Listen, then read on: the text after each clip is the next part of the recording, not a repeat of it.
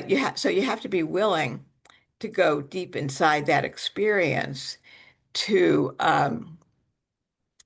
really, mine it for all it's worth and look at what are the details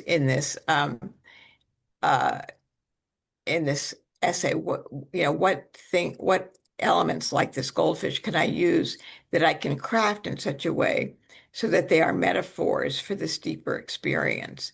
Because in creative nonfiction, whether it's flash like this book or memoir or whatever, you want to write it metaphorically because then metaphors are universal. Because, like, if I just said to you, "Oh, my goldfish died and I felt sad and lonely," you say, "Well, that's too bad, Sue." Yeah. But that's not Mhm. a unit, but those are just abstract words. Sadness and loneliness are just abstract.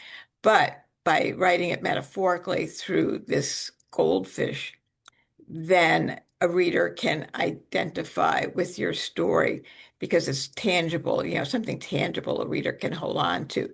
So even though somebody else did not have a goldfish in their life, they can identify with that, with what the goldfish represents. So Mhm. that's why these metaphors are really important. And you teach writing, right? You teach that in your writing classes? Yes, so I teach, it's a low residency MFA in writing program, Vermont College of Fine Arts.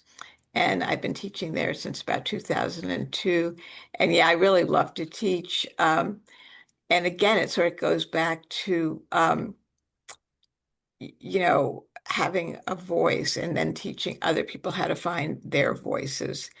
Because I feel, like when I write these books and I'll get emails from people who will kind of thank me for telling their story too.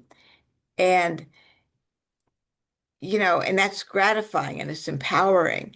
And, but then it also makes me feel how grateful I am because I have a voice that I can write these stories Mhm. and, sort of make this connection with other people.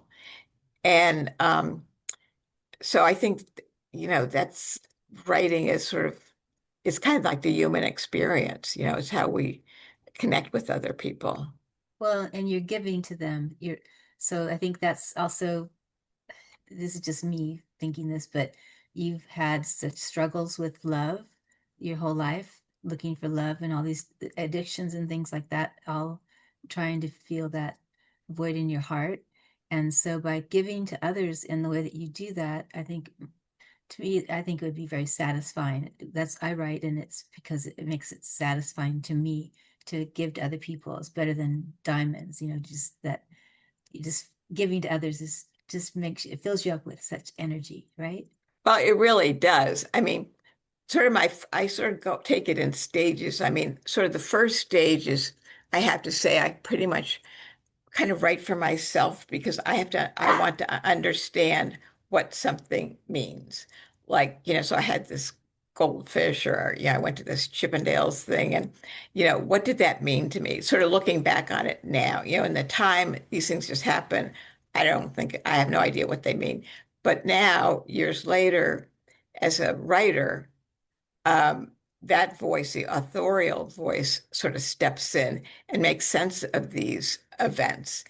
And so, first and foremost, I do write because I want to understand my life. Like, okay, I did this. What did it mean? And if I just think about it, I really won't come up with an answer. So I really have to write it to understand it. And so that's the first step. And then and also that's a good first step because it doesn't put a lot of pressure on you, like worrying, oh, well, what somebody is going to think of this if I tell somebody that, oh, I committed adultery or something, are they going to judge me? And, if they do, they do. I can't control that. But I don't put that pressure on myself during the writing. I just have to get the story down. Mhm. And then once I get the story down, then it's ready to sort of be released into the world. And then that's where you can start making these connections with other people. Well, and you learn so much through your own writing, don't you, about all these different situations? So by writing these and offering these to other people who might be in similar situations, I think it can help them to navigate their own circumstances.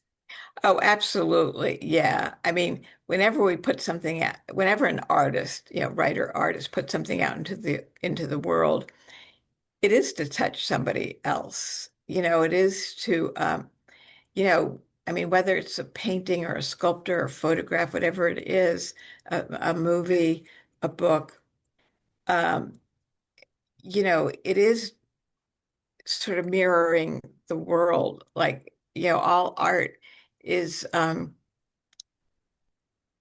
is sort of intersecting with some like political, social, cultural something that's happening in the world. And so we make these connections, and it's sort of like how does say like my life intersect with you know uh, something that's going on kind of in the universe.